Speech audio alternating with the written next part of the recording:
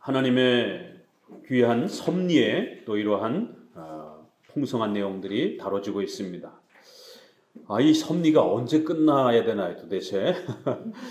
제가 끝낼 수 있는 것도 아니고 시편이 계속 이렇게 소개하고 있기 때문에 소개할 수밖에 없는 것입니다. 성경이 가는 데까지 가고 성경이 멈추는 데서 멈추는 것이 우리 강해 설교의 특징인 것입니다. 우리가 30편에서부터 40편까지 거의 한 10편에 가까이 아주 집중적으로 이 하나님의 작정과 섭리가 소개되는 것을 한번 보았지요. 그런데 이제 중반부쯤에서 또 한 70편에서 이 78편, 79편, 80편까지 거의 같은 비슷한 내용으로 섭리에 대한 또 이런 내용들이 진행이 됩니다. 여기에서도 한 10장 가까이가 섭리에 대한 표현으로 아주 집중적으로 소개가 됩니다. 이렇게 작정, 섭리 이런 부분들의 교리를 모르면 시편을 읽을 수가 없습니다. 그렇기 때문에 오늘날 우리가 작정, 섭리라고 하는 이런 장로교회의 이 소중한 교리들을 올바르게 배우는 것이 성경을 우리가 좀 더 정확하게 깨닫고 배울 수 있는 또 소중한 훈련들이 된다는 것을 기억하셔야 됩니다. 77편은 의외로 우리가 지금까지 배웠던 내용들의 그 틀에서 보게 되면 굉장히 수월하고 좀 더 쉽게 이렇게 그 본문들을 소개하고 있습니다. 이제 우리가 75편 정도가 마무리가 되면 이게 150편이니까 절반을 온 겁니다. 우리가 거의 한 2년 가까이 올해 작년 거의 한 2년 동안 시편의 절반을 했습니다. 이렇게 강의 설교라는 게 이렇게 어렵습니다. 이렇게 한 장 한 장 성경 전체를 성도들에게 설명해주고 우리가 성경 전체를 배우려고 몸부림치고 애쓰는 것은 설교하는 목회자도 힘들고 성도들도 힘든 것이에요. 그러나 그 힘든 수고를 우리가 또 쏟게 되면 성경을 풍성히 알아가는 이 엄청난 복을 누리게 되는 것입니다. 앞으로도 한 2년 걸릴 것 같아요. 나머지가 또 한 70몇 편 남았으니까 열심히 또 부지런히 달려가 봅시다. 평생에 저도 목회 20년을 넘어서 이제 30년을 가는데 시편을 이렇게 통째로 강해하는 건 처음입니다. 제 목회 40년에 그냥 한 번밖에 못할 것 같아요. 그 전에 했을 때는 이렇게 중요한 것만 골라서 이렇게 했었는데 이번에는 시편 찬송을 우리가 좀 더 훈련하기 위해서 그냥 모든 장을 낱낱이 하는 방식으로 이번에 시도를 했는데 한 3년 걸릴까 했는데 한 4년 정도가 시간이 걸릴 것 같습니다. 제 평생에도 단 한 번밖에 할 수 없는 여러분도 신 목사님을 통해서 단 한 번밖에 들을 수 없는 그러한 시편 강의입니다. 열심히 배워가 봅시다. 77편 내가 내 음성으로 하나님께 부르짖으며 하나님께 내 음성으로 부르짖으면 내게 귀를 기울이시리로다. 시작하자마자 하나님께 간절히 기도하면 하나님께서 나의 기도를 들어주실 것이다. 기도에 대한 호소로 시작을 합니다. 나의 환난 날에 내가 주를 찾았으며 밤에는 내 손을 들고 거두지 아니하였으며 내 영혼이 위로받기를 거절하였도다. 성도가 지금 큰 환난 날에 처해 있는 것을 알 수가 있습니다. 이 시편의 저자가 엄청난 환난에 처하면서 그 환난 때문에 하나님 앞에 간절히 기도하는 이러한 장면을 첫 장면으로 시작합니다. 내 손을 들고 거두지 아니하며 열심히 밤새도록 하나님께 그렇게 기도하고 있다라는 거예요. 내 영혼이 위로받기를 거절하였도다. 그런데 뒷문장은 내 영혼이 위로를 받았도다 이렇게 나와야 되는데 내 영혼이 위로받기를 거절하였도다. 잘 읽으셔야 되는 겁니다. 시편을 그냥 이렇게 다른 성경도 그렇지만 대충 생각하고 훅 넘어가면 안 됩니다. 앞에 구절과 뒤에 구절은 정반대의 의미가 소개가 됩니다. 그렇게 환난 날에 간절히 하나님을 찾고 기도했다라는 거예요. 그런데 어찌된 일인지 내 영혼이 위로받기를 거절했다라는 거예요. 위로를 받을 수 없었다라는 거예요. 위로받기가 너무 힘들었다라는 것이에요. 어찌된 일인가? 4절부터 같이 읽어보도록 합니다. 주께서 나로 눈을 붙이지 못하게 하시며 5절 계속 읽어주세요. 밤에 한 나의 노래를 기억하여 주께서 영원히 버리실까? 그 인자하심이 끼리다 하였는가? 그 허락을 영구히 패하셨는가? 하나님이 은혜 베푸심을 잊으셨는가? 노하심으로 그 긍휼을 막으셨는가 하였나이다. 굉장히 어려운 그러한 표현들이 소개가 됩니다. 하나님께서 성도들을 때로는 이렇게까지 내버려 두실 수 있구나. 이게 여러분의 기도라고 생각해 보세요. 밤새도록 기도했는데, 오래도록 기도했는데도 해결되질 않는 것이에요. 오늘날 기복주의 이 설교에 한국교회 성도들이 물들어 있다라고 하는 것은 한국 사람들은 굉장히 급합니다. 우리 성향 자체가 굉장히 급하잖아요. 그러다 보니까 하나님의 통치와 다스림도 빨리 기도해도 빨리 동남아시아 사람들이 다른 건 못 알아들어도 빨리는 다 알아듣는데 하나님이 도대체 한국 성도들은 왜 이렇게 빨리를 많이 하냐 도대체. 유럽이나 서양 기독교인들과 한국인들을 하나님이 기도를 들으신다라면 왜 도대체 한국 성도들은 입에 아주 빨리를 달고 산다 도대체. 하나님 앞에 하나님 왜 이렇게 기도 응답이 늦습니까? 빨리 응답해 주세요. 제발 좀 빨리 응답해 주세요. 그래서 섭리 교리를 배우기가 우리 한국교회 성도들이 상당히 어렵습니다. 서양 분들은 느긋해요. 성향 자체가 좀 느긋해요. 동남아 쪽들은 날씨가 따뜻하다 보니까 더 느긋하잖아요. 그렇죠? 우리는 가을에 추수를 못하면 이제 겨울이 접어들면 빨리 움직이지 않으면 굶어 죽을 수 있는 생존의 계절의 변화가 너무 뚜렷하다 보니까 성향 자체가 계절에 맞춰지면서 빨리 움직여야 되는 이런 부분들이 우리의 습관화가 돼 있죠. 그렇지만 그것이 이게 성실하고 일하고 이럴 때는 아주 좋은데 이게 신앙의 섭리 교리를 배우는 것. 섭리란 시간, 타임의 문제예요. 하나님이 원하실 때까지 견뎌야 되는 거예요. 하나님이 계획하신 시간까지 기다려야 되는 거예요. 어떨 때는 섭리란 두 가지입니다. 하나님이 우리에게 뭔가를 시키실 때는 아직 준비가 덜 된 것 같은데 그래도 일을 해야 될 때가 있어요. 나는 열심히 준비를 해서 하고 싶은데 갑자기 사고가 터지고 갑자기 회사에서 어려운 일이 생기고 갑자기 집에서 무슨 또 어려운 일이 생기고 그래서 또 집에 가족들을 돌봐야 되고 나는 지금 이 일을 꼭 해야 되는데 할 수 없는 형편들이 자꾸 턱턱 막히는 거예요. 하나님 막으시는 것이. 섭리는 두 가지입니다. 이 두 가지를 어떻게 잘 판단하면서 살아가는가. 하나님이 막으실 때 억지로 하면 탈이 납니다. 하나님이 우리에게 뭔가를 기회를 주셨을 때 안 하게 되면 그 기회가 사라져버립니다. 20대 때 결혼의 기회가 왔는데 놓쳐버리게 되면 30대로 넘어갑니다. 명심하셔야 돼요. 여러분이 살다가 투자를 우리가 또 8계명아래에서 배우잖아요. 투자의 기회가 옵니다. 아무 때나 기회가 오는 게 아니에요. 일반 상식적으로도 부자들의 또 이러한 증권가나 금융계에 있는 분들의 이러한 그 시장의 분석을 이렇게 우리가 들어보게 되면 경제의 어떤 흐름을 따라 5년 주기로 10년 주기로 아주 중요한 경제적 기회가 이렇게 오게 됩니다. 없는 사람들한테는 엄청난 고통의 시간이지만 있는 사람들한테는 싼 값에 아파트라든가 이러한 부동산을 매입할 수 있는 주식도 싼 값에 살 수 있는 그들에게는 엄청난 기회가 되는 거예요.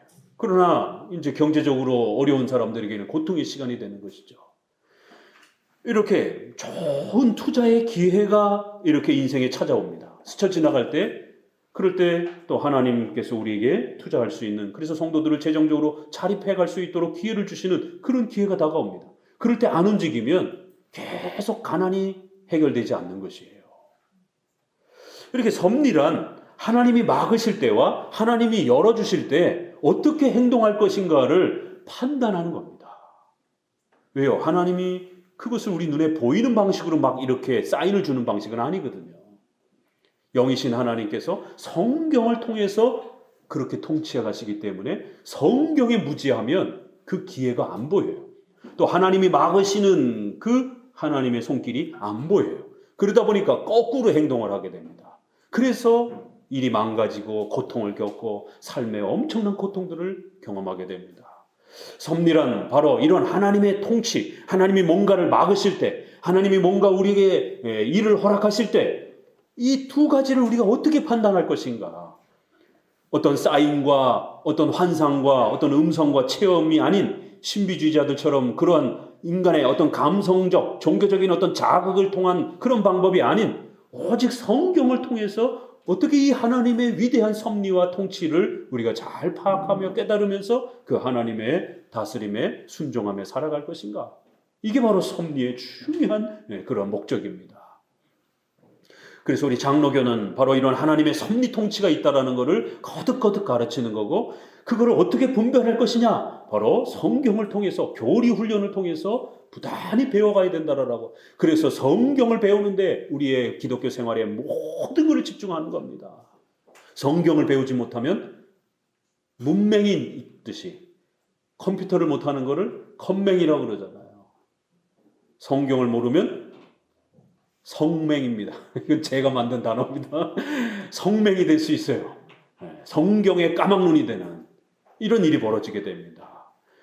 그래서 열심히 성경을 읽는 데에 그 표현 하나를 읽어가는 데 집중하셔야 됩니다. 오늘 표현도 성도들이 이렇게까지 엄청난 어려움을 겪을 수 있는데, 기복주의란 바로 이런 하나님의 통치를 빨리빨리를 통해서 내가 원하는 때에 승부를 보려고 하는 거예요. 하나님은 아직 때가 안 돼서 안 가르쳐 주시고 계시는데 가르쳐 달라라고, 빨리 응답을 내놓으라고 막 쥐고 흔드는 이런 식이 될 수 있는 거예요. 아주 거만한 기도가 될 수도 있는 겁니다. 아주 교만한 기도가 될 수도 있습니다. 하나님을 마치 자기 종 부리듯이 막 그렇게 강압하는 그런 아주 거만한 기도가 될 수도 있습니다. 기복주의는 그래서 문제가 되는 거예요.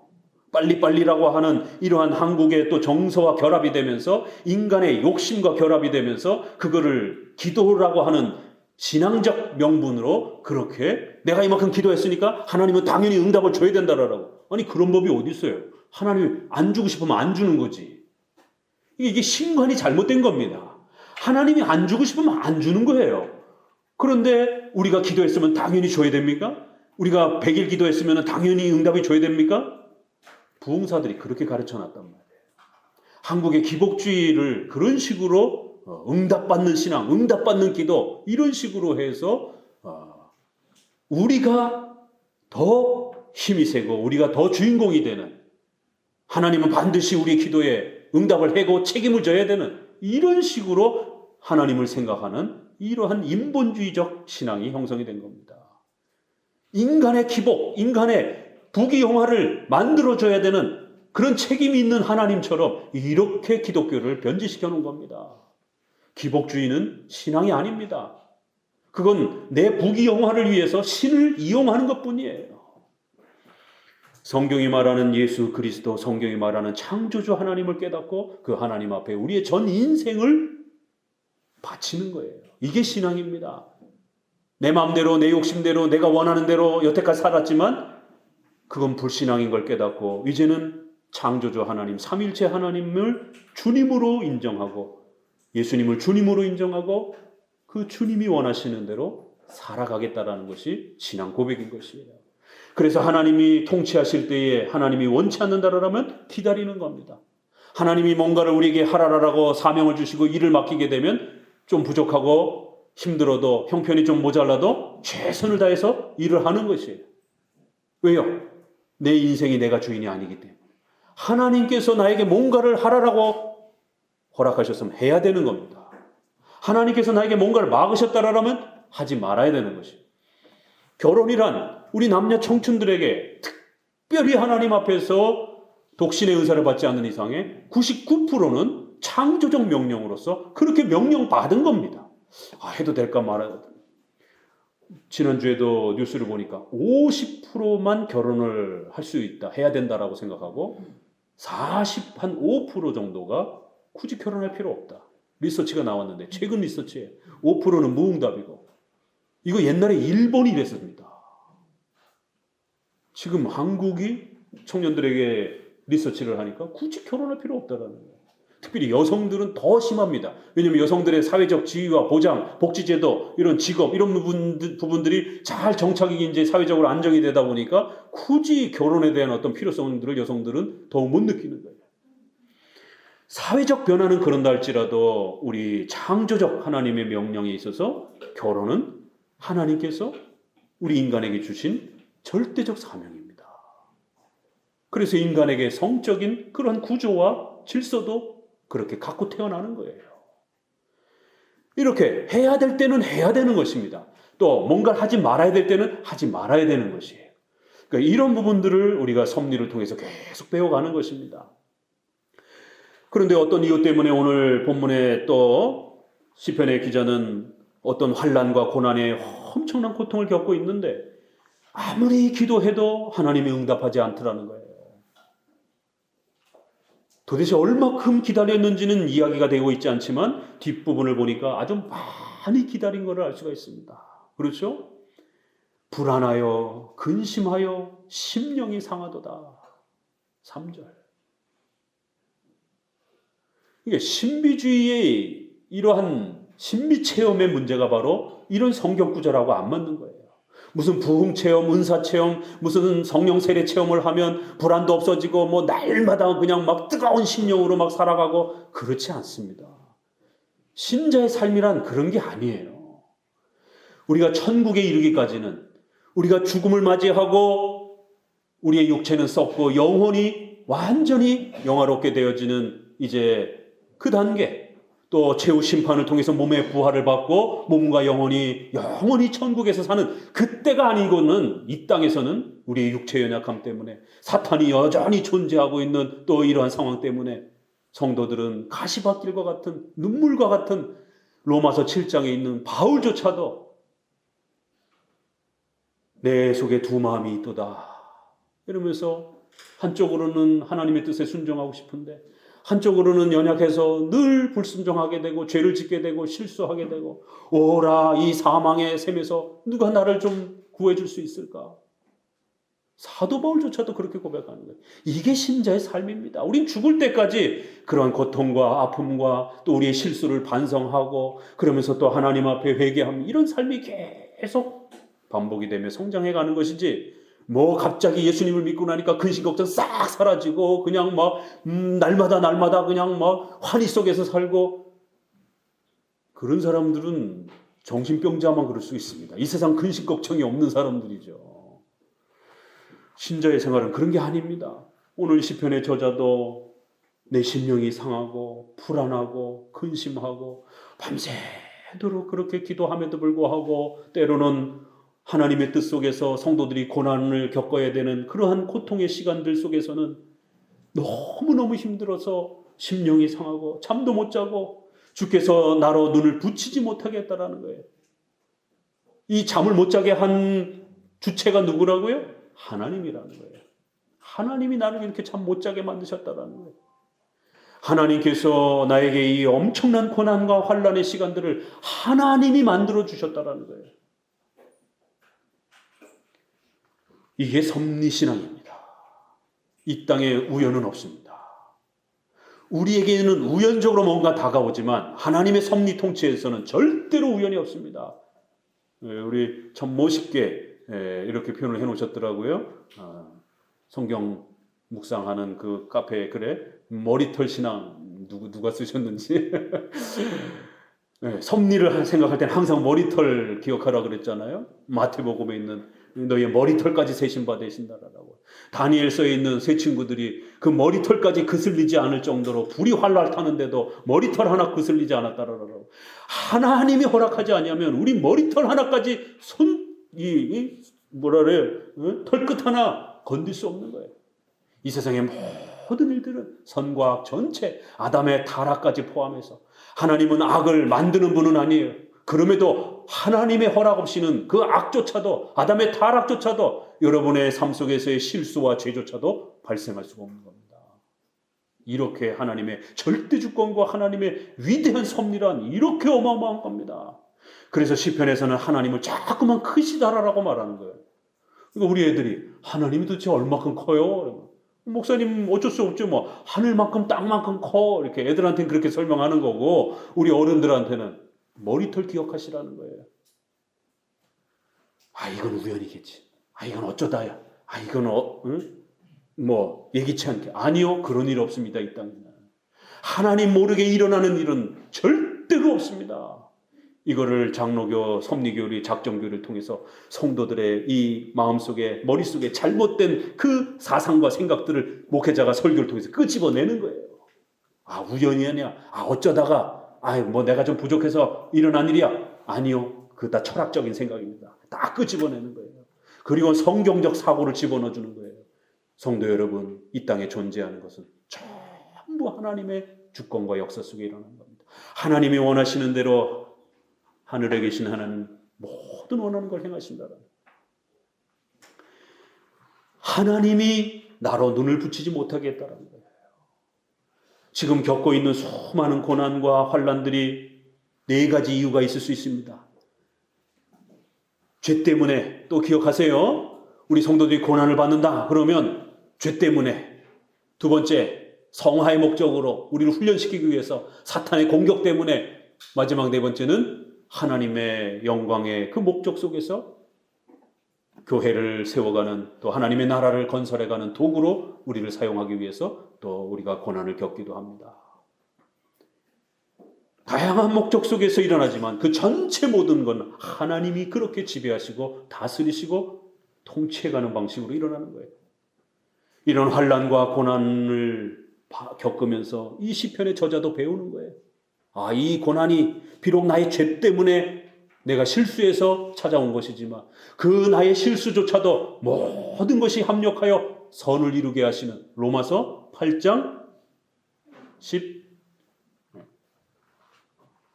19절 말씀인가요?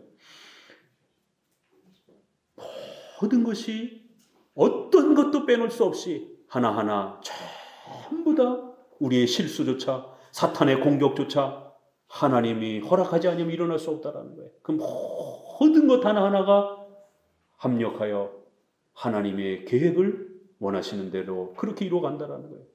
주께서 나로 눈을 붙이지 못하게 하시니, 이 시편 저자도 배워가는 겁니다. 눈물을 흘리며 밤새도록 불안하고 근심하는 이러한 형편에 처해 있으면서 배워가는 거예요. 섭리가 얼마나 위대한 것인지, 섭리 아래서 우리 성도들이 그 하나님의 통치를 배워내는 게 얼마나 위대한 것인지, 내 욕심대로 내 욕망대로 사는 게 아니라 하나님의 뜻대로 사는 법을 시편의 저자도 배워가기 위해서 하나님께서 그를 잠을 못 자게 하면서 밤새도록 근심을 하면서 그 고통 속에서 그를 살릴 수 있는 분은 오직 하나님이라는 것. 이 모든 어려운 환경과 이 모든 지금 상황들이 하나님의 통치 아래서 진행되고 있다는 것.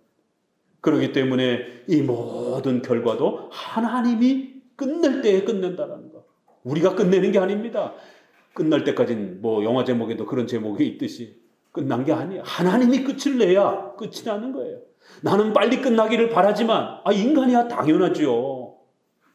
아프지 않고 돈 넉넉하고 자식들 다 공부 잘하고, 이건 다 인간의 본능입니다. 그런데 하나님이 그렇게 내버려 두지 않습니다.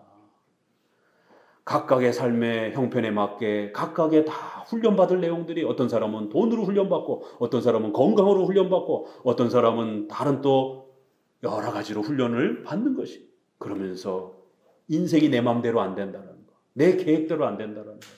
올해 여러분 어떤 계획을 세우셨습니까? 이제 한 달 남았습니다.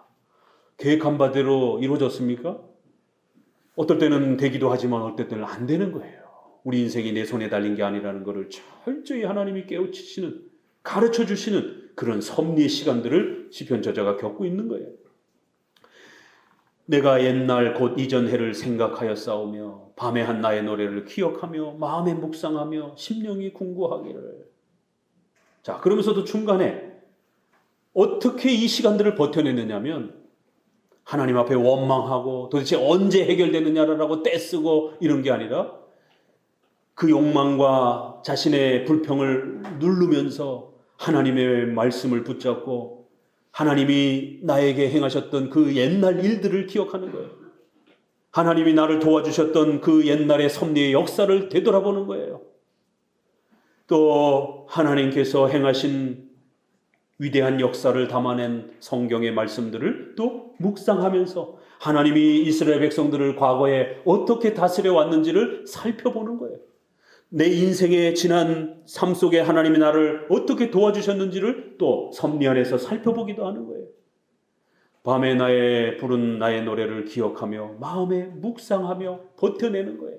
오늘 이제 77편에는 묵상이라는 단어, 생각한다라는 단어, 기억한다라는 단어가 의도적으로 굉장히 많이 배치되면서 많이 나옵니다. 성도들이 고난과 아픔을 겪을 때 어떻게 버텨내야 된다고요? 신비체험 방언함으로 견뎌내는 게 아니라 하나님의 말씀을 묵상하면서 버텨내는 거예요. 주께서 영원히 버리실까? 다시 은혜를 베풀지 않을까? 그 인자심이 길이 다하였는가? 영구히 패하셨는가? 하나님이 은혜 베푸심을 중단했는가? 이 정도로 고통을 받았다라는 거예요. 오히려 불신자들이 도움을 받고 있는 것처럼 보여지고 오히려 나는 하나님 앞에 버림받은 것처럼 느껴질 정도로 그렇게 엄청난 고난과 아픔들을 겪었다라는 거예요. 영원히 버리실까? 은혜를 베풀지 않으실까?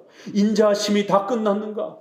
이런 구절들을 오늘날 기복주의 설교에 맞춰보세요. 이게 말이 됩니까? 안 맞는 거예요. 그렇기 때문에 성경에 없는 목회자 마음대로 설교를 하게 되는 거예요. 성도들이 원하는 부자가 될 수 있게 해주겠다, 이런 이야기나 해주는 거예요. 아니요, 성경은 때로는 우리가 재정에 엄청난 손해를 겪고 질병에 엄청난 고통을 겪으면서 하나님 앞에 눈물이 쏙 빠지도록 밤새도록 근심하고 울면서 걱정하면서 그렇게 나날을 보내야 되는 시간과 때를 겪어야 될 때가 있습니다. 저는 건강과 관련해서 이렇게 하나님 앞에 많이 좀 훈련을 받는 것 같아요. 다른 거는 좀 그렇게 크게 덜하는 것 같은데, 지난번에도 작년 올해 코로나를 2번이나 걸려가지고 아주 후유증 때문에 많이 힘들었는데, 사실은 지난주에 목사님이 MRI를 찍고 좀 이렇게 종합 검사를 좀 이렇게 받고 그랬어요.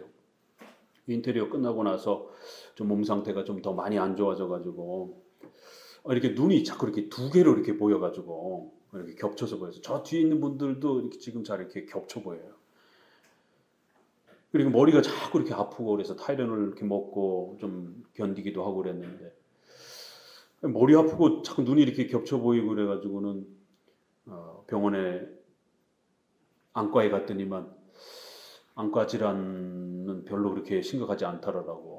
이런 상황은 뇌졸중 어떤 초기 증상이 있을 수도 있으니까 혈관이 눌리면 이렇게 근육이 잘 조절이 안 돼가지고 복시 현상이 나타날 수 있으니까 큰 병원 가서 한번 검사를 해보라고. 큰 병원에, 차병원에 가서 뇌신경 쪽에 검사를 했더니만 불빛을 이렇게 비치면서 이게 두 개로 보이냐 하나로 보이냐 이렇게 하고 두 개로 보입니다라고 자꾸 그랬더니만 바로 MRI 찍자라고 그러시더라고요. 그래서 아니 뭐 CT도 아니고 MRI요. 머리 아프고 두 개로 보이면은 MRI 찍어야 된다라고. 그래서 그게 지난주에 찍고 이제 이번 주에 검사 결과가 나왔는데, 다행히 뇌 이제 사진은 사모님하고 가서 뇌 이제 찍은 거를 전부 보고 그랬는데 막히고 뭐 그런 거는 없더라고요.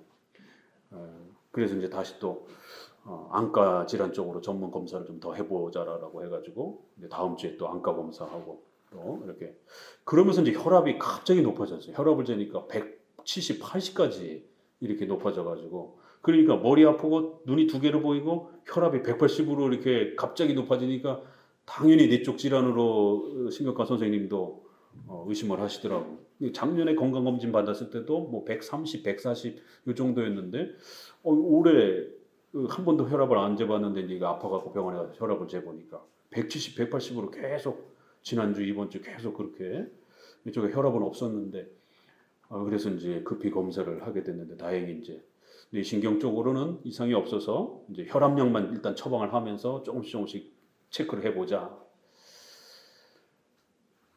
작년에도 파란만장하게 어려운 시간들을 좀 보냈는데 올해도 또 이렇게 이게 새로 또 성전에서 더 열심히 이제 일을 해야 되는데 건강에 또 이런 부분들이 누구나 다 건강하고 싶죠. 그러나 또 예기치 않게 또 그렇게 찾아오는 것이 내가 원해서 찾아온 건 아닙니다.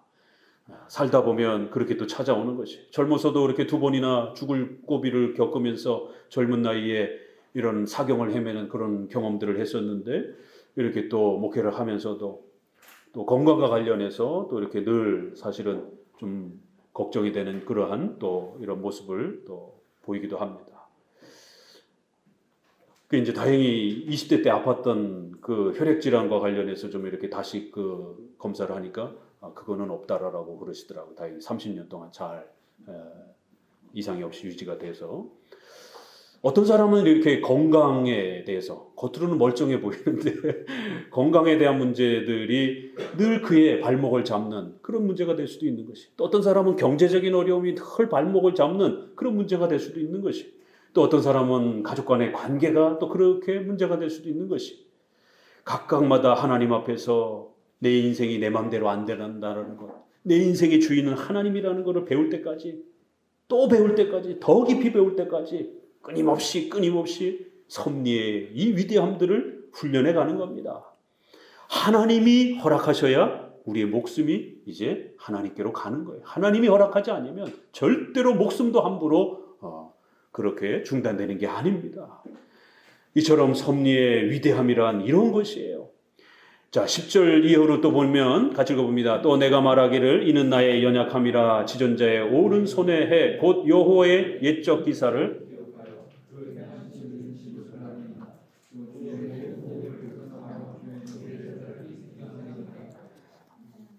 하나님이여 주의 도는 극히 거룩하시오니 하나님과 같이 큰 신 주는 기사를 행하신 하나님이시라. 민족들 중에 주의 능력을 알리시고 주의 팔로 주의 백성 곧 야곱과 요셉의 자손을 구속하셨나이다. 마지막 다 읽습니다. 하나님이여 물들이 주를 보았나이다. 물들이 주를 보고 두려워하며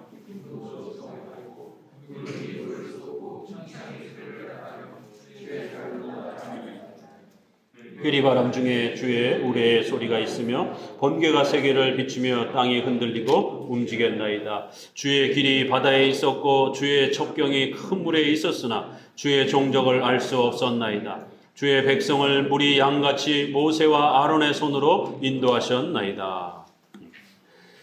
목회자를 위해서 늘 또 기도해 주시기 바랍니다.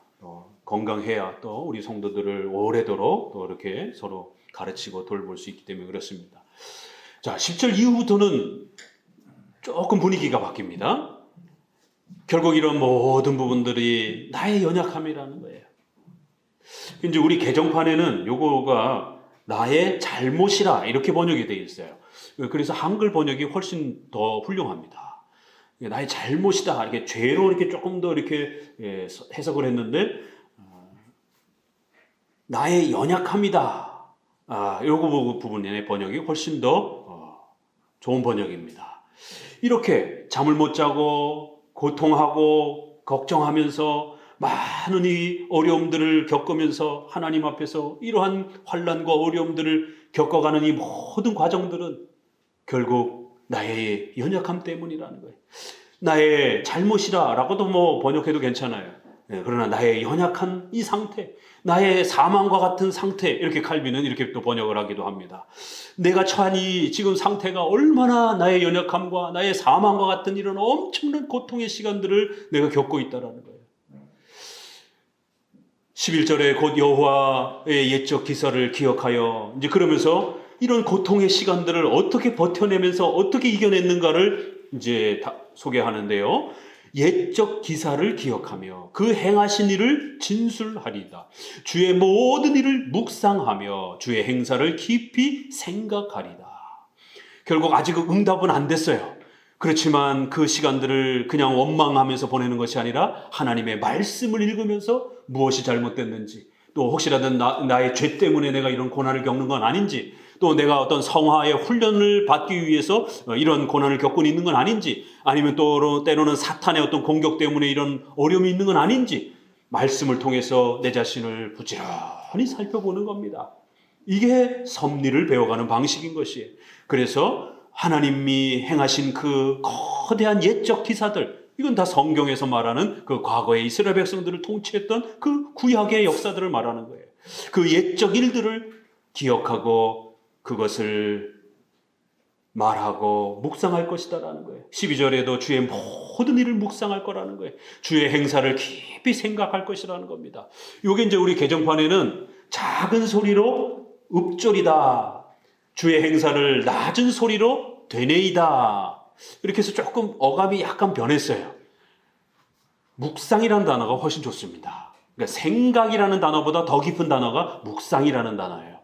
생각은 뭔가를 이렇게 떠올리는 거잖아요. 그러나 묵상이라는 말은 뭔가 어떤 중요한 어떤 내용을 이렇게 집중해서 그 내용을 좀 더 깊이 곱씹는, 그러니까 생각보다 더 깊은 단계를 말할 때 우리가 한문으로도 묵상이라는 이렇게 단어를 쓰기도 합니다.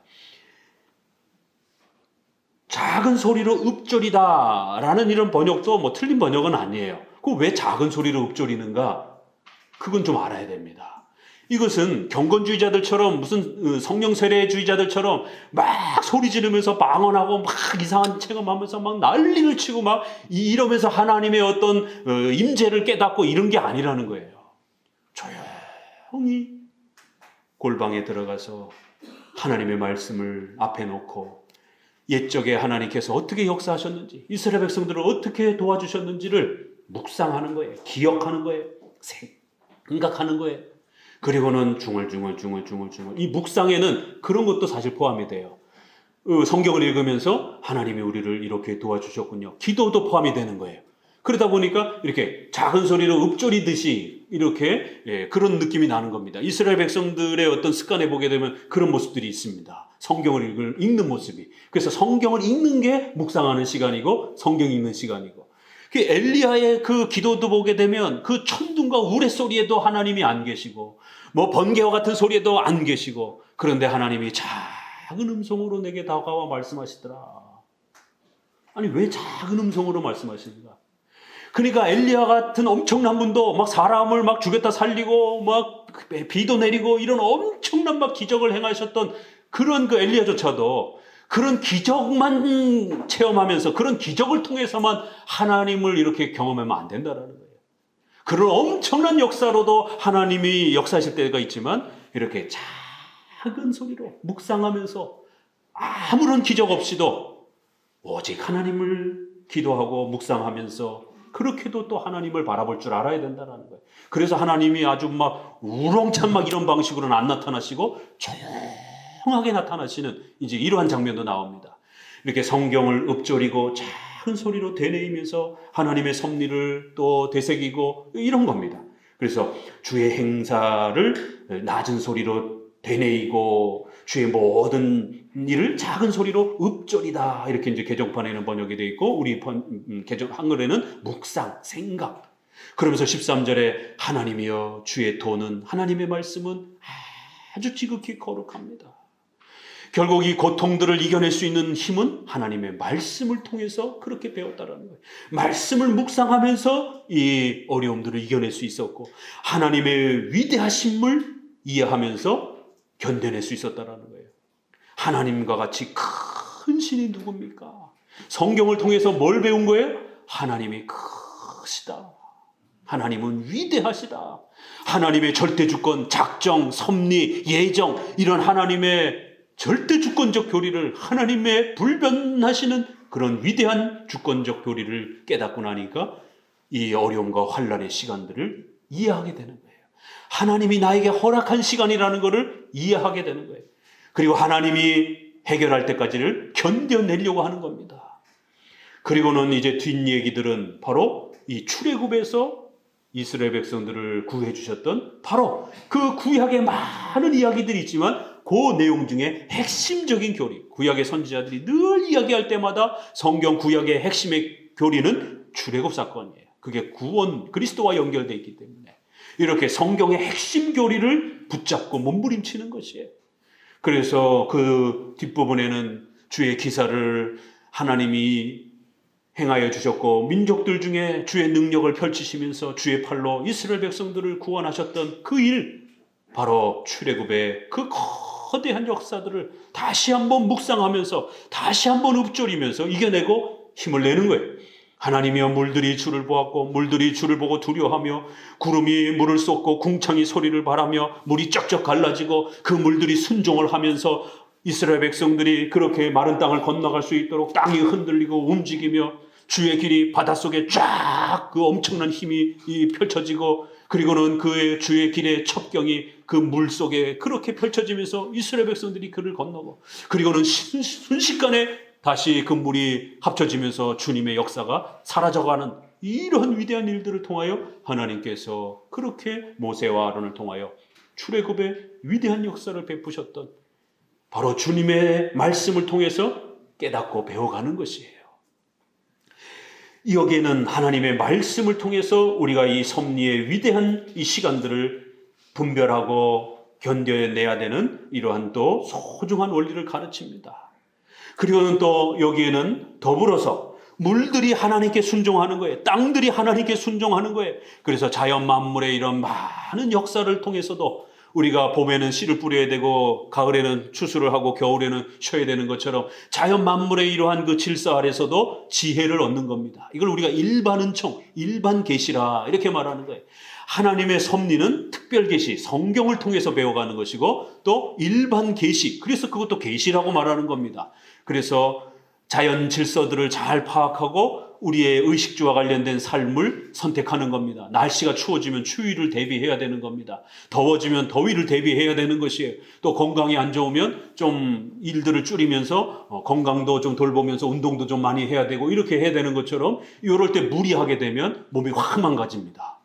그래서 또 이렇게 건강관리도 또 잘 해야 되는 것이고, 일반은 총, 일반 계시인 것이에요. 특별 계시와 일반 계시를 잘 사용해서 하나님의 섭리의 통치를 파악하는 겁니다. 지금 내가 뭔가를 해야 될 때인가? 지금 내가 뭔가를 하지 말아야 될 때인가? 이렇게 파악해 가는 것입니다. 자, 우리 어디를 보시느냐 하면 오늘은 야고보서를 여러분들에게 소개해 드리도록 합니다. 시편의 이러한 섭리의 그 큰 흐름은 비슷비슷합니다. 큰 구조가. 그렇기 때문에 이제 오늘은 시편의 이런 기본 내용을 토대로 해서 섭리의 이 놀라운 하나님의 역사를 우리가 말씀을 통해서 어떻게 분별해 가는 것인지에 대한 좀 더 구체적인 부분들을 몇 가지를 다뤄보도록 합니다. 섭리는 성경을 통해서 우리가 배워가고 일반은총에 또 이러한 도움을 받는다라고 말씀을 드렸습니다. 그럴 때에 특별히 우리가 성경, 주님의 도라고 하는 하나님의 말씀, 그리고 그 출애굽이라고 하는 성경의 핵심 교리들을 잘 붙잡으면서 그렇게 배워가는 겁니다. 그리고는 그 하나님의 말씀 안에는 십계명이 자리를 잡고 있는 거예요. 우리의 의식주와 관련해서는, 생활과 관련해서는 더더욱 십계명이 하나님의 뜻으로서 가장 중요한 기준을 해주는 것입니다. 그래서 신약과 관련해서 십계명의 기독교 윤리와 관련된 이러한 풍성함들이 야고보서에서 가장 많이 소개가 됩니다. 그리고 또 구약으로 넘어가게 되면 이제 또 다음에 섭리가 또 소개가 되면 그때는 신명기를 또 한번 볼 거고요. 또 그 다음에는 또 잠언서를 한번 볼 겁니다. 좀 더 집중적으로 십계명이 아주 구체적으로 십계명을 어떻게 설명하고 적용하는지가 이런 성경들 속에 아주 많이 들어 있습니다. 최근에 야고보서를 소개했고 또 아모스서가 또 기독교 윤리에 대한 그런 설교이기 때문에 좀 겹칩니다. 들었던 분들은 또 2중, 3중으로 자꾸 들으셔야 돼요. 한 번 들어가지고 충분히 이해할 수 있는 게 아니기 때문에 반복해서 더 풍성하게 들어가셔야 됩니다. 하나님의 섭리가 눈에 보이지 않는데 어떻게 우리에게 역사하고 어떤 방식으로 역사하는가, 이걸 성도들이 잘 캐치를 해야 되는데, 신앙의 문제는 핵심 교리, 7대 교리로 파악하면 되는 거고, 윤리의 문제는 십계명으로 파악하는 겁니다. 자, 그럼 십계명과 관련해서 야고보서에서 2절을 보니까 내 형제들아 너희가 여러 가지 시험을 만나거든 온전히 기쁘게 여기라. 야고보서는 행함에 대한 유명한 그 본문인데 시작하자마자 시험 들었거든 신중하고 조심해라 이렇게 말하는 거예요. 아니 느닷없이 그냥 앞뒤도 없이 그냥 바로 성도들이 시험에 들었으면 신중해야 된다는 거예요. 성도들에게 어떤 어려움과 환난이 닥쳤으면 아주 신중하게 파악해야 된다는 거예요. 왜 나에게 이런 시험과 어려움이 닥쳤는지에 대해서 잘 파악하셔야 된다는 거예요. 그런데 이거 파악하는 게 쉽지 않잖아요. 어디 뭐 산속에 들어가서 무슨 사인을 보고 환상을 보고 뭐 신비주의자들 오순절파 사람들은 그렇게 하는 거예요. 그러나 우리 장로교인들은 십계명을 가지고 살피는 겁니다. 섭리교리를 가지고 헤아리는 것이에요. 그래서 이걸 파악하기가 쉬운 게 아닙니다. 부단히 훈련을 해야 되는 것이에요. 5절을 같이 읽어봅니다. 너희 중에 누구든지 지혜가 부족하거든 모든 사람에게 후히 주시고 꾸짖지 아니하시는 하나님께 구하라. 그리하면 주시리라. 아니 4절까지도 느닷없이 시험의 얘기가 나오는 것도 문맥이 좀 이렇게 파격적이지만 5절에 갑자기 시험 얘기하다가 지혜가 부족하거든 하나님 앞에 열심히 지혜를 구해라. 그럼 이 지혜가 뭘까? 뭐 공부 잘하는 지혜일까? 그런 건 아니에요. 갑자기 지혜 얘기를 툭 꺼내면서 지혜가 부족하다라면 하나님께 열심히 구해서 그 지혜를 얻도록 노력하라는 거예요. 시험에 들었어요, 성도들이. 왜 나에게 시험이 주어졌는지 4가지로 잘 살펴야 됩니다. 그런데 이게 잘 파악이 안 돼요. 십계명과 연결해서 파악을 해야 되다 보니까 새신자, 초신자일 땐 더 어렵죠. 지혜가 부족한 거예요. 십계명을 가지고 내가 처한 지금 이 고난의 상황들을 4가지 경우들을 잘 분석해 봐야 되는데 나는 성화 때문인 줄 알고 그렇게 해석했어요. 그런데 사실은 내 죄 때문에 고난이 찾아온 것일 수도 있습니다. 나는 내 죄 때문인 줄 알고 열심히 막 회개를 했는데 사실 그건 큰 잘못이 아니었던 거예요. 오히려 나의 성화를 위해서 하나님이 그렇게 나를 훈련시키신 것일 수도 있는 겁니다. 지혜가 부족했던 거예요. 살피는 지혜가 내가 부족했던 겁니다. 잘못 적용한 거예요. 이렇게 하나님의 섭리를 판단하는 거에는 많은 실수가 발생이 됩니다. 우리가 연약하기 때문에, 아직 배워본 적이 없기 때문에. 특별히 이제 장로교에 오셔서 섭리신앙을 배우고 십계명을 배우고 이거 하나하나도 힘든데 이거를 결합을 해가지고 이제 섭리적 판단을 여러분들이 또 해야 되고 또 그러한 판단을 장로 정치라고 하는 교회 정치 아래에서 목사님과 함께 또 협의해 가면서 의논하는 이런 부분들을 또 굉장히 낯설지만 배워 가셔야 되는 겁니다. 지혜가 필요한 거예요. 어떻게 분석해야 되는가? 어떻게 판단해야 되는가? 나는 이렇게 판단했는데 그러면 목사님은 어떻게 보시는가? 목사님이 나하고 생각이 달리 판단을 했어요. 그럼 기분 나빠요. 그러면 이제 교회 안 다녀야 되겠어요. 이런 게 보통 대부분이에요. 목사님하고 의논을 했는데 내 생각하고 잘 맞아요. 그러면 상관이 없어요. 내가 잘 판단했구나. 그런데 목사님하고 이렇게 좀 의논을 했는데 목사님의 권면과 내 생각이 달라요. 이럴 땐 이제 심각해집니다. 이럴 때는 어떻게 할 건가 그러면? 이게 다 지혜의 문제인 겁니다. 지혜가 부족하거든 하나님 앞에 열심히 구해서 도움을 요청하라는 거예요. 그럼 하나님이 도와줄 거라는 겁니다. 자, 그러면서 이제 넘어가기를 어디로 가시느냐 하면 1장 25절입니다. 여기 아주 놀라운 표현이 나옵니다. 1장 25절 같이 읽어봅니다. 자유하게 하는 온전한 율법을 들여다보고 있는 자는 듣고 잊어버리는 자가 아니요 실행하는 자니 이 사람이 그 행하는 일에 복을 받으리라. 율법을 사용해서 지혜를 얻으라는 거예요. 이러한 우리의 삶 속에서 일어나는 많은 이러한 윤리적인 문제들, 성화의 문제들, 이런 행위에 대한 문제들은 하나님의 율법, 말씀을 통해서 지혜를 얻는 것이다라는 거예요. 무슨 직통계시 환상을 통해서가 아니라 온전한 율법, 자유케 하는 율법. 얼마나 감격스러운 표현입니까?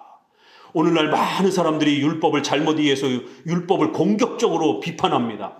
그러나 우리가 불신자에 있을 때 신자로 넘어오는 과정에서 율법은 우리의 죄를 지적하는 정죄의 기능이 있습니다.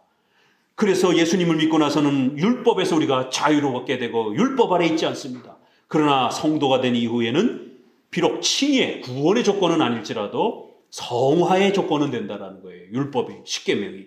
그래서 우리가 율법의 삼용법이라고 하는 우리 장로교회의 아주 중요한 교리를 가르칩니다.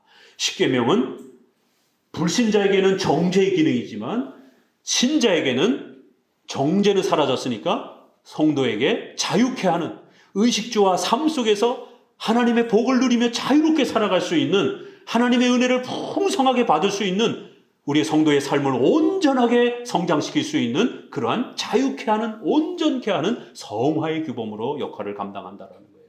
그래서 율법 아래 있는 겁니다. 율법에 책임을 져야 되는 그러한 또 의무 아래 있는 것이. 그래서 자유케 하는 온전한 율법을 들여다보고 있는 자다. 들여다보면 뭐 하라는 얘기예요? 열심히 들여다보고 공부하고 학습하고 열심히 배우라는 거예요. 들여다보고 있는 자는 듣고 잊어버리는 자가 아니요 또 열심히 실천하는, 이렇게 십계명을 부지런히 배워가야 된다는 거예요. 자, 이건 하도 많이 들었을 거니까 이제 야고보서도 이렇게 정의하고 있다는 정도만 아시고요. 어디로 넘어가냐면 2장 10절을 읽어봅니다. 2장 10절에 이제 이 십계명을 가지고 어떻게 하나님의 섭리를 우리가 분별하는지에 대한 십계명 작동 원리가 나옵니다. 이 십계명은 작동 원리가 있습니다. 십계명은 10개밖에 안 되기 때문에 굉장히 간단한 것 같지만 이 십계명을 해석하고 적용하는 데 있어서는 굉장히 어렵습니다. 살인하지 말라. 도대체 어디까지 이걸 적용해야 되는 겁니까? 그런데 사형을 집행해야 되는 사람들이 있어요. 공무원들. 그러면 그런 직장에 있던 사람들 다 나와야 됩니까? 예수님 믿으면? 여전히 우리나라는 사형국가예요. 사형을 집행하는 공무원들이 있습니다. 그걸 판결을 내려야 되는 판사도 있어요. 남의 생명을 빼앗아야 되는 판사도 있어야 됩니다. 검사도 있어야 됩니다. 그럼 그런 사람들 다 직업 그만둬야 됩니까? 크리스찬이 되면? 분명히 살인하면 안 됩니다. 그러나 공적으로 살인을 집행하고 또 그 공적 업무를 감당해야 되는 사람들이 있어요. 이게 쉬운 일이 아니에요. 어떤 사람들은 살인을 해야 되는 사람들이 있어요. 전쟁이 나면 군인들은 전쟁을 하고 살인을 해야 됩니다. 살인 연습을 시켜야 됩니다. 그러니까 여호와 증인들이 군대 안 가겠다라는 거예요. 이 6계명을 잘못 해석을 해서. 6계명 해석하는 게 이렇게 쉽지 않습니다. 간단하지 않습니다. 여호와 증인들 6계명 때문에 살인하지 말라 때문에 군대 안 가는 것처럼 또 피채 먹지 말라라는 이 해석 때문에 자기 자식이 죽어가는데도 수혈하지 않습니다. 그래서 수혈 금지 증서를 가슴에 갖고 다닙니다. 이런 아주 정말 폐륜적인 이런 일들을 한단 말이에요. 성경 해석을 잘못하게 되면. 인간의 본성이 자기 자식이 죽어가면 부모가 자식을 살리고 자기 목숨을 내놓는 게 이게 인간의 본성인데 자식이 죽어가는데도 불구하고 수혈 안 하는 거예요. 성경 해석 잘못해가지고. 십계명은 간단한 것 같지만 이렇게 아주 깊이 들여다보면 어렵습니다. 그래서 십계명이 어떻게 작동하는지를 부단히 잘 배워야 되는 거예요. 오늘 시편 77편에도 그 어려운 시절을 하나님의 말씀을 묵상하면서 이게 나의 죄 때문인지 성화 때문인지 사탄의 공격 때문인지 또 하나님의 목적 때문인지 십계명을 가지고 부지런히 살피고 읊조리고 기억하고 생각하고 묵상하면서 깨달아가는 거예요. 살펴가는 겁니다. 그렇기 때문에 우리가 야고보서를 통해서 이제 2장 10절 같이 읽어봅니다. 첫 번째 어떤 논리가 소개가 되는가? 2장 10절 누구든지 온 율법을 지키다가 그 하나에 거치면 모두 범한 자가 되나니 간음하지 말라 하시니가 또한 살인하지 말라 하였은즉 내가 비록 간음하지 아니하여도 살인하면 율법을 범한 자가 되느니라. 어떻게 작동한다고요? 십계명은 10개가 골고루 작동이 돼야 된다. 종합적으로 전체가 다 지켜지도록 그렇게 적용하고 해석하셔야 된다는 거예요. 간음하지 말라 지키려고 하다가 살인을 범하면 안 되고 살인하지 말라를 지키려고 하다가 간음하는 죄를 범하면 안 된다는 거예요. 이쪽 계명을 지키려고 하다가 이쪽 계명을 범하면 안 된다는 겁니다. 자, 여러분이 직장에서 어떤 사업을 하려고 합니다. 이번에 어디로 이사를 가려고 합니다. 어떤 새로운 투자를 하려고 합니다. 또 어떤 새로운 인생의 가족들에서 중요한 결정을 하려고 합니다. 그 결정이 10계명이 골고루 조화가 돼야 되지 어느 한 계명이 의도적으로 축소되거나 의도적으로 없어지게 되면 잘못 해석한 거예요. 남편은 A를 선택했는데 부인은 B를 선택했어요. 그러면 누구 말이 맞습니까? 다시 살펴보셔야 돼요. 10가지의 계명이 골고루 잘 이렇게 지켜지고 있는지, 우리의 결정이, 우리의 이 재정적 결정이, 우리의 어떤 이 사업의 결정이 혹시라도 어느 계명을 지나치게 이렇게 공격하는 형태로 우리가 뭔가를 결정했다라면 잘못 해석한 겁니다. 빨리 수정하고 다시 이렇게 조정해 보셔야 됩니다. 그 계명이 공격당하지 않도록 다시 돈의 문제인지 아니면 어떤 사람의 문제인지 어떤 시간의 문제인지 그거를 조절을 해서 그 계명이 이렇게 공격당하지 않도록 제거당하지 않도록 다시 한번 생활 속에서 하려고 하셨던 계획을 양보하면서 뭔가 다시 계획을 짜맞추셔야 됩니다. 이렇게 하나님의 섭리를 분별한다라고 하는 것은 십계명을 가지고 잘 조절하는 거예요. 이 원리는 첫 번째 문자적으로 적용하는 겁니다. 해라 하지 마라. 이걸 잘 적용하면 되는 겁니다. 자, 그리고는 그 문자적 원리가 종합적으로 지켜져야 된다는 거예요. 그 의미가 두 개가 다 포함이 되어 있는 겁니다. 야고보서에서는. 자, 첫 번째 문자적으로 적용할 때는 율법은 항상 구약의 의식법이 있어요. 이거 다 했던 건데 이제 쫙 모아서 정리해 드리는 겁니다.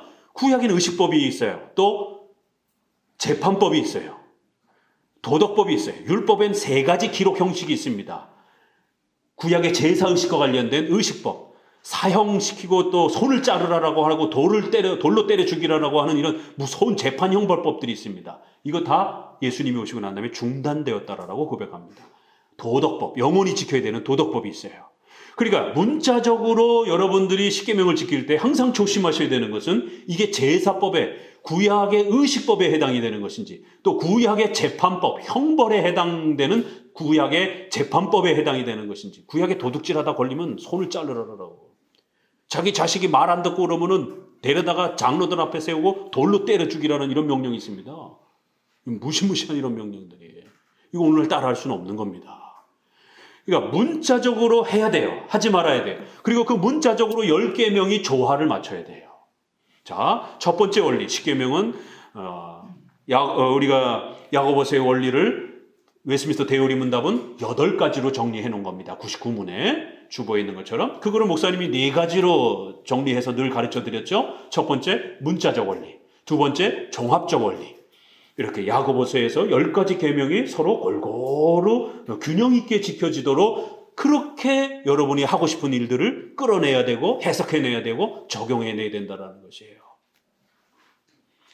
이것은 다 해당이 됩니다. 여러분 이사를 가려고 할 때 여러분이 어떤 목적으로 이사를 가는지 경제적인 면도 살펴야 되고 또 여러 가지 직장 문제도 살펴야 되고 투자 문제도 살펴야 되고 또 교회 생활 문제도 살펴야 되고 이런 여러 가지 부분들을 각각의 계명에 따라 살펴야 되는 거예요. 4계명에 입각해서는요 교회 근처로 와서 생활을 하셔야 되는 겁니다.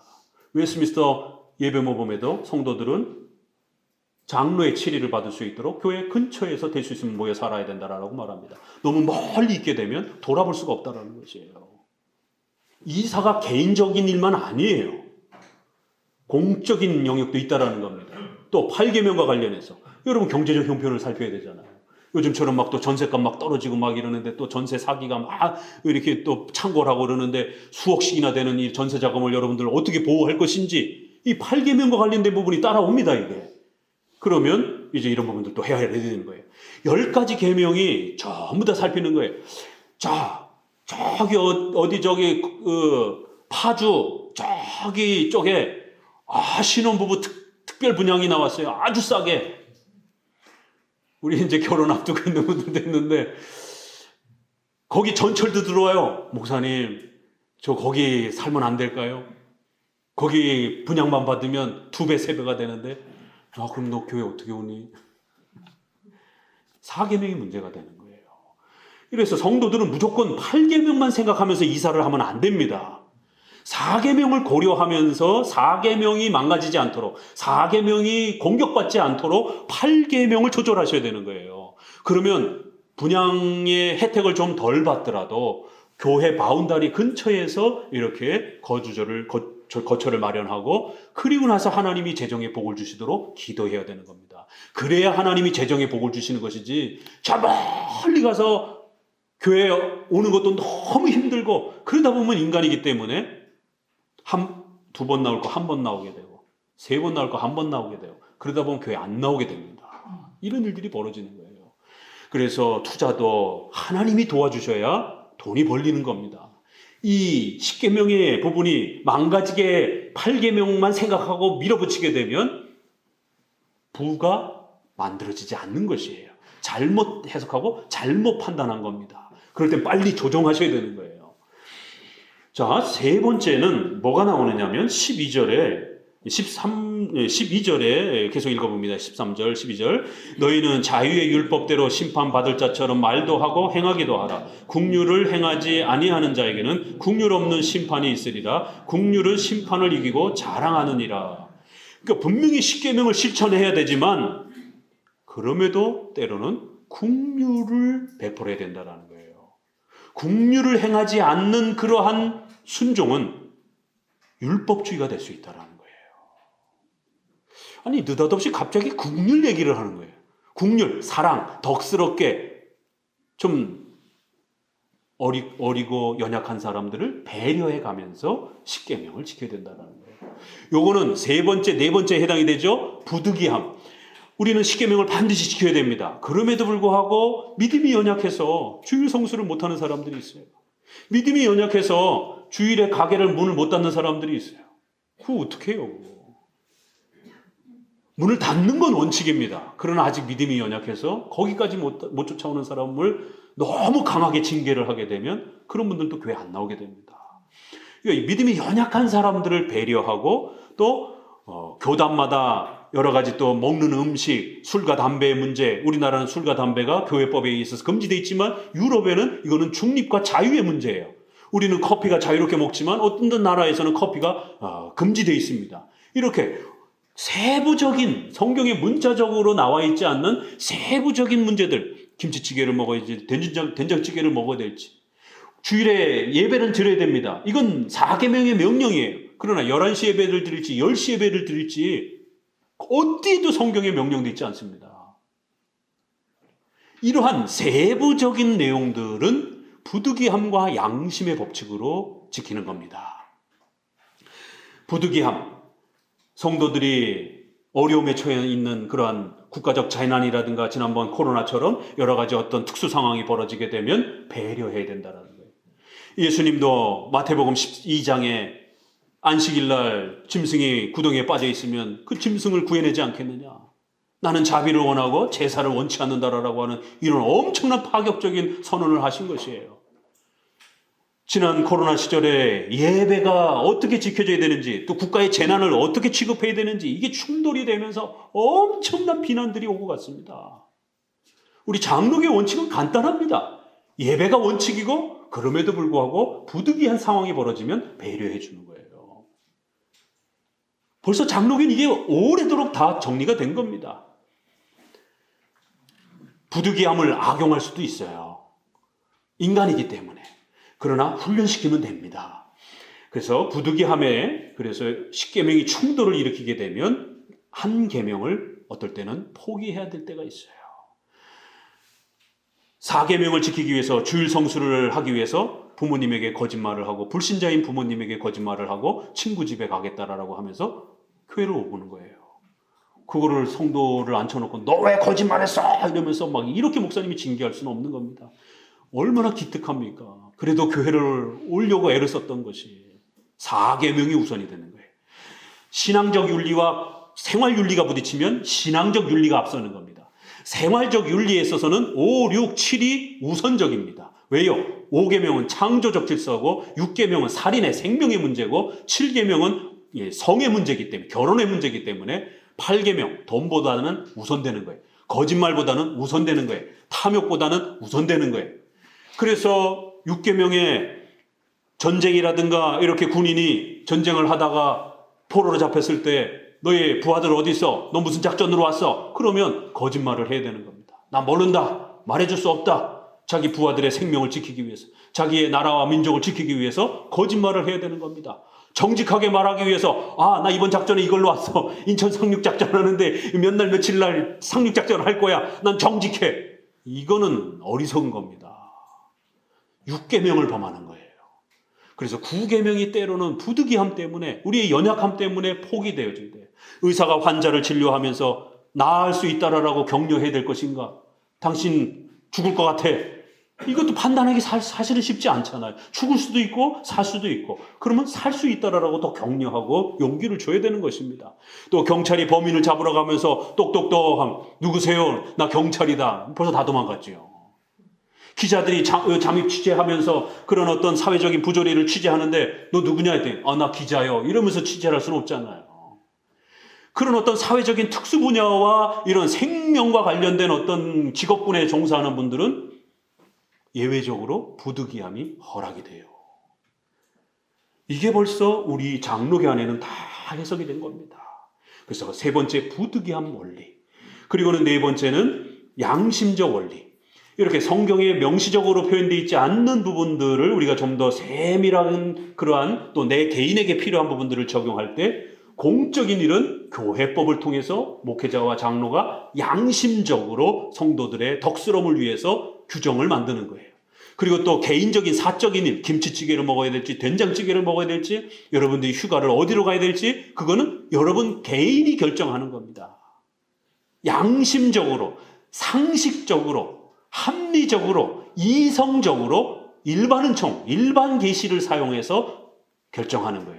왜냐하면 그 일반 계시도 사람이 살아오면서 축적된 경험의 지식이기 때문에 그런 겁니다. 자연 만물의 변화도 그것이 축적된 지식으로 우리에게 남아있는 것처럼 우리가 겨울에 농사를 질 수는 없는 거예요. 봄에 농사를 짓는 것이 다 축적된 경험의 지식들인 겁니다. 그래서 상식적으로 판단하는 것을 여러분 두려워하지 마십시오. 기도원에 가서 기도만 하고 결정하는 게 아니에요. 크리스찬들은 얼마든지 상식적으로 결정해야 됩니다. 양심적으로 결정하는 거예요. 이렇게 네 가지 원리, 문자적 원리, 종합적 원리, 또 어떨 때는 부득이함에 배려, 긍휼을 베풀어야 되는 경우가 있습니다. 그러면서 또 아주 상세하고 세세한 부분들의 이러한 중립적인 주제들은 여러분 개인의 양심을 가지고 그렇게 선택하는 거예요. 여기 긍휼을 행하는 그런 긍휼의 심판이라는 표현을 쓰고 있는 것입니다. 야고보서가. 이게 얼떨 읽으면 이게 도대체 무슨 말인가? 왜 긍휼의 심판이라고 이렇게 긍휼이 집행되어야 된다라고 조금 전까지는 원칙대로 하라는 말을 한 거예요. 그런데 갑자기 긍휼히 여겨줘. 못하더라도 좀 봐줘. 이런 얘기예요. 이거 부딪히는 얘기거든요, 이게. 그렇지만 조화롭게 할 수 있습니다. 이게 다 네 가지 원리를 그렇게 표현해내는 겁니다. 3장으로 넘어가 보세요. 그래서 3장에는 이제 말, 구계명을 이야기합니다. 그리고 4장에서는 3장 13절을 한번 보세요. 말, 구계명도 얼마나 어려운지 3장 13절 읽어봅니다. 너희 중에 지혜와 총명이 있는 자.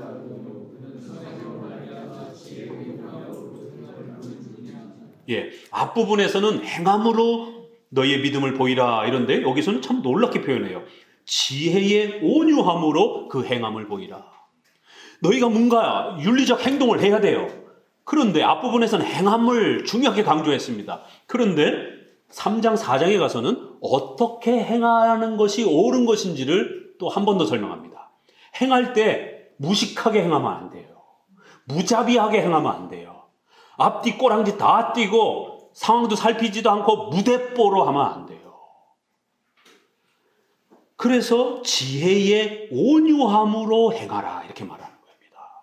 자, 구계명을 지키는데 정직하다라고 해서 아까 말한 것처럼 군인처럼 의사처럼 또 이렇게 그런 식으로 극단적으로 말하면 안 되는 겁니다. 또 여러분이 회사 생활하면서 직장 상사가 이번에 업무하는데 회사에 어떤 문제가 있습니까? 바른 대로 말해보세요. 그랬더니만 김 대리가요 또 김 차장이요 이런 일을 했고 공금을 빼들렸고 뭘 또 사먹었고 그걸 낱낱이 고자질하는 거예요. 고자질은 정직함이 아닙니다. 이거 착각하시면 안 돼요. 고자질은 정직함이 아니에요.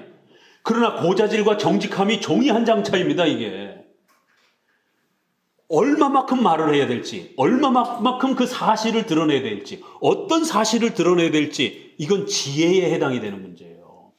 여러분이 자식을 키울 때 부모들은 알잖아요. 그렇죠? 자녀들에게 집안에 있는 모든 얘기, 얘야, 아빠가 이번 달 사업에 담보대출이 심각해져가지고 이런 이야기들을 어린 5살짜리, 7살짜리 애한테 그걸 낱낱이 다 얘기해 보세요. 그러니까 너 장난감 못 사 이러면 정신적 아동학대에 해당될 수도 있습니다. 잘못하면. 그렇게 애한테는 다 말하면 안 됩니다. 이게 상식이잖아요. 보편적으로. 그러니까 이런 부분에서 어떤 만큼 그 사실을 다 이야기하고 또 누구에게 또 어떤 경우에 이 사실적 내용을 조절하느냐가 지혜의 문제에 해당이 될 수 있습니다. 그래서 지혜와 총명이 있는 자가 누구냐? 그는 선행으로 말미암아 지혜의 온유함으로 그 구계명 앞에서 쭉 말 실수하지 말라라고 계속 언급한 다음에 그 말도 굉장히 지혜롭게 해야 된다라는 거예요. 정직하게 말한다라고 하면서 부부가 자기 속마음을 아내가 나 머리 어때? 나는 정직해야 되니까 머리가 그게 뭐야? 이러면 안 되지요. 미장원 갔다 와갖고 이렇게 나 머리가 어땠는데 머리가 그 돈 갖고 그거밖에 못했어. 이러면 안 되는 겁니다. 이거는 어리석은 거예요. 이거는 아내가 머리 어때? 이러면 예뻐. 너무너무 예뻐. 이렇게 극찬을 하셔야 되는 겁니다. 이거 아부 아닌가? 이거 거짓말 아닌가? 아니요. 그건 보는 관점에 따라서 얼마든지 달라질 수 있는 것이에요. 이런 부분들이 가벼운 것 같지만 이거 제대로 교육받지 못하면 정직함이 잘못 적용이 돼가지고 남의 마음에 상처를 막 후비는 이런 일이 벌어질 수도 있는 거예요. 그래서 지혜와 총명함으로 말하라 이런 표현이 나오고요. 4장에서는 싸움, 6계명이 나옵니다. 이게 살인에 대한 문제잖아요. 자, 11절 읽어봅니다. 4장 11절 형제들아 서로 비방하지 말라. 형제를 비방하는 자나 형제를 판단하는 자는 곧 율법을